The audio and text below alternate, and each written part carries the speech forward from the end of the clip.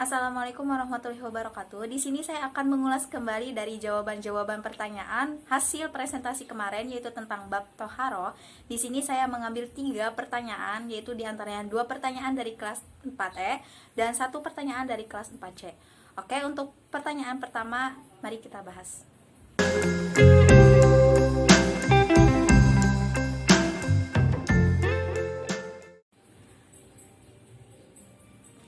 Dari pertanyaan Teh Siti Fauziah ini, jawabannya adalah bertayamum saja.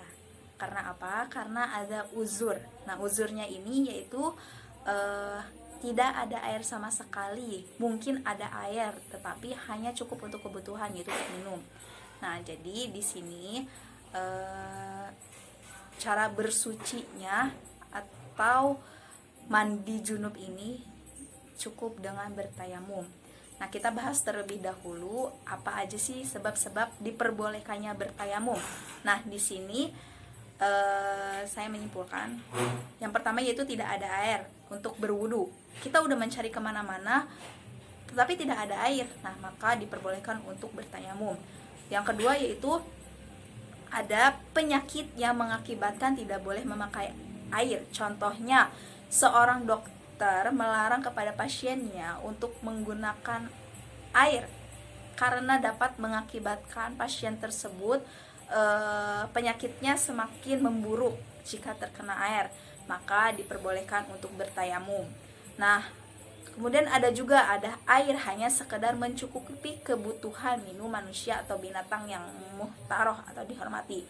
Nah, dari yang ketiga ini masuk ke dalam pertanyaan tadi Teh Siti Fauziah, maka jawabannya diperbolehkan untuk bertayamum.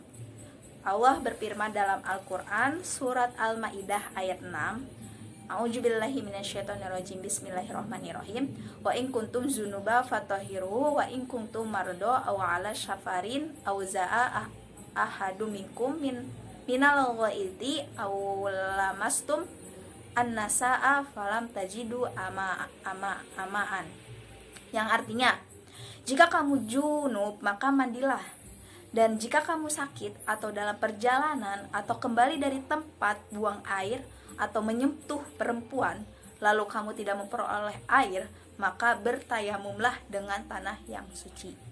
Seperti itu.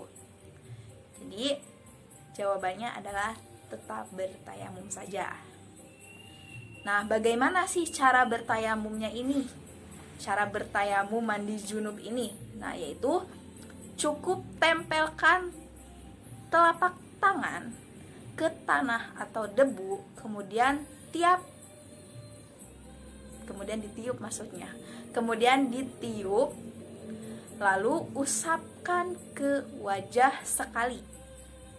Nah, yang kedua, tempelkan lagi ke tanah atau debu sekali saja, tepuk dan tiup, kemudian tepukan ke tangan 3 kali.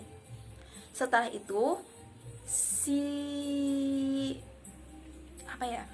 itu usap tangan kanan mulai dari siku hingga telapak tangan. Begitu juga dalam pergelangan tangan.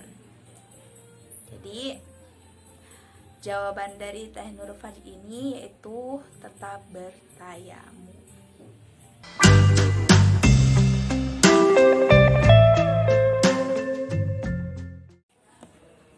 Nah, dalam Islam, apabila perempuan yang selesai haid atau nifas atau melakukan hubungan seksual, begitupun bagi laki-laki apabila selesai melakukan hubungan seksual atau keluar air mani, maka diharuskan mandi wajib.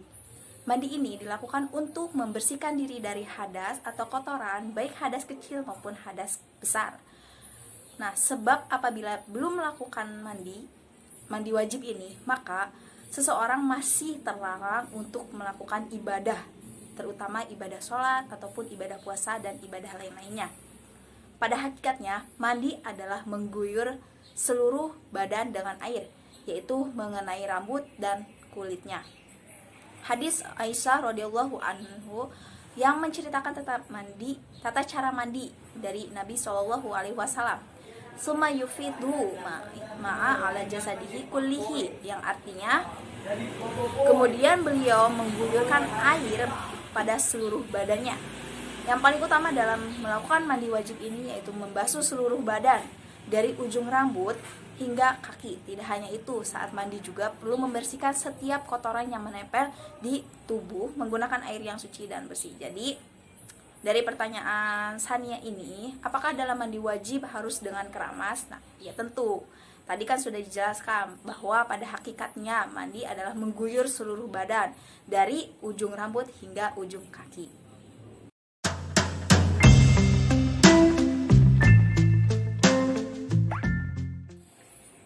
Hukumnya wanita menggunakan make up waterproof.